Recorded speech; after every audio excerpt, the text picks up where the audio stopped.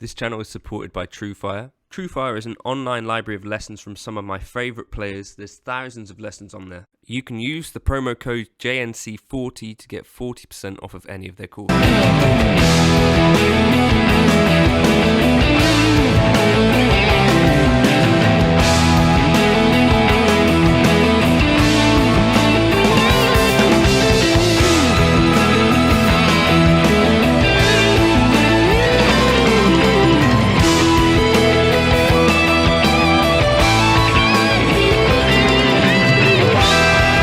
Came up in my memories on the weekend, and 3 years ago it's the closest that I've actually come to being a real guitarist, to be honest with you. I guess a lot of some of this YouTube stuff seems to be about people kind of you know, like not pretending, but you know, putting across this point of like authority and that you are doing the thing. But frankly, if you're seeing someone on YouTube, the chances are that maybe the other career might not be going as well as perhaps that person had hoped, has been my experience personally anyway. So as a guitarist, growing up and stuff, you know, growing up listening to Dream Theater and stuff like that, I kind of thought that maybe one day I'd be playing kind of prog and sort of get asked to do stuff. And this only really happened a couple of times for whatever reason. I think partly living where I do in the UK is not necessarily ideal for meeting people, and also, you know, who really wants someone to spaff legato all over their stuff, and you know, there are loads of guitarists out there anyway that are better than me, so why would I get called stuff? One time this actually happened, so about 3 years ago, it was sort of around the pandemic sort of lockdowny time. I got a message on Facebook from a guy called Mark, and it was just in my others inbox, and a guy saying, "Hi, I play keyboard for Meridian and doing a solo album. Would you want to record on a couple of tracks?" And I was like, "How do you know who I am?" Of course, yes. And basically, it transpired.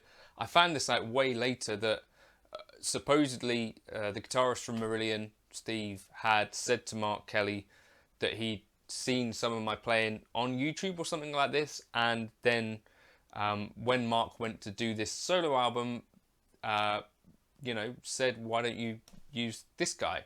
And basically the whole album was recorded remotely, and so the process was like I would send sort of takes of a solo and get feedback, and for a lot of it, what Mark was generally going for was a bit more of a melodic thing. So I would think something like, what might Brian May play here? Or I might think like John Petrucci, like Spirit Carries On type solos, where it's not super fast or anything, and not the sort of legato type stuff that I do, trying to keep it a bit simple, because if I played certain stuff, Mark would go, "Yeah, that's too jazzy," or, you know, too many notes, that sort of stuff. So anyway, the album does exist in real life. So this is Mark Kelly's Marathon.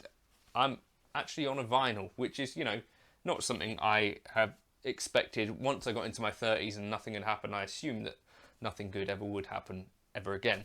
Yeah, so the album got recorded, and then the decision was made to record a live version of it. So there's a live DVD that goes along with this. This is quite dusty. And for that, Mark decided to book Real World Studios, which is Peter Gabriel's studio. So it's based in a place called Box, near Bath. My dad actually used to work on Peter Gabriel's old farm, or the farm where Peter Gabriel had his old studio, which is quite a cool little side note. Anyway, so he said, "We're going to go record, so learn all the parts," basically. So although there's only like, I don't know, there's not that many songs on here, they are prog tunes, so they're all super long. So there was like an album's worth of playing to do, even if it was like 7 or 8 songs or something like that.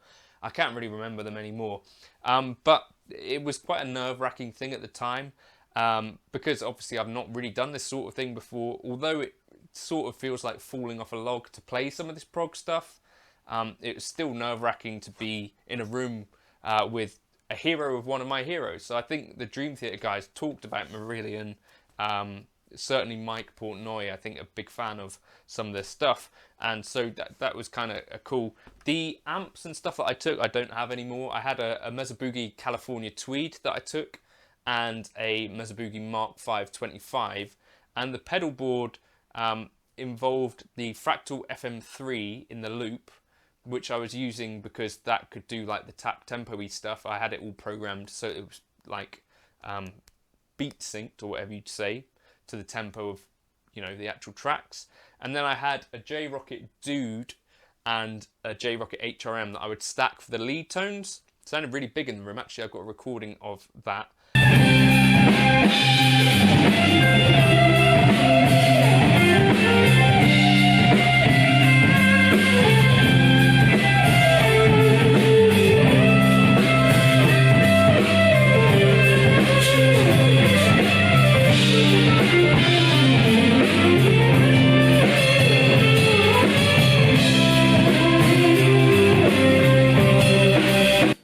And there were a couple other things on the board, but that about covered it.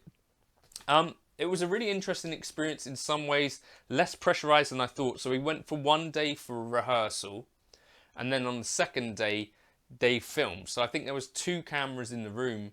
I don't know what actual take they used for the guitar solo, so this was a rare occasion where I learned kind of the guitar solo so that I could just play the thing again and again. And you'd play a song around and around and around, like maybe 3, 4, 5 times, and eventually the camera would be on the guitar for a take. But I think they used the live take from before, or something like that, or something like that. So when you see me playing the guitar here, it's probably from a different take, but it would have been something sounding close like that anyway.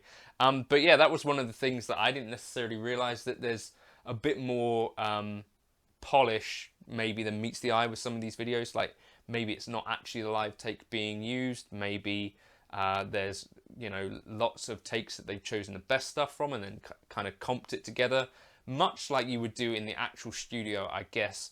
But that's just one element. The actual place recording at Peter Gabriel studio is pretty amazing, and since then the 1975, one of my favorite bands, recorded some live versions and some bits and pieces for their latest album there, and I think that was pretty cool to see them as well in the same space that I once was. I just took the K-Line. I think I played that the entire time. Of course, it's my favourite guitar, and that did the job really, really well. Had no issues with that, obviously. But there are actually, you know, there are recordings of this. The live DVD came out, so I just wanted to show you a couple of clips from this. It was 3 years ago, as I said.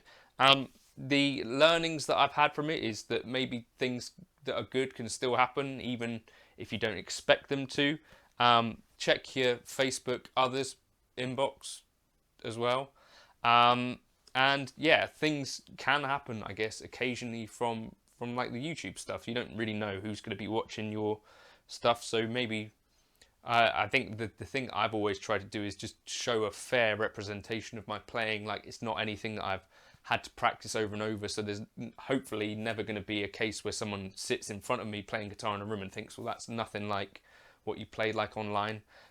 So yeah, hopefully there won't be any disappointment from that point of view. But yeah, that's a vinyl that I'm actually playing on, which, yeah, weird to say.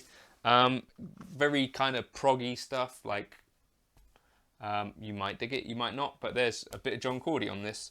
And Ollie, actually, the singer on this, I have recorded other stuff with him as well, which hopefully is going to see the light of day at some point.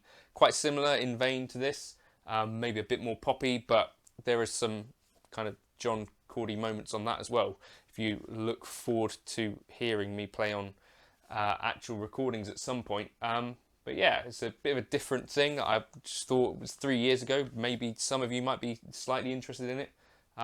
And here's some little clips from playing. You can find 2 songs from the live session if you want to check those out. But let me know your thoughts in the comments. Did you ever listen to this? I'd like to know your thoughts if you did. It was intended for us to support a band, but that band, the singer, unfortunately died, so never actually ended up gigging this stuff, which was slightly disappointing. It might have been cool to play guitar solos to people that were expecting a guitar solo, but that hasn't happened as yet.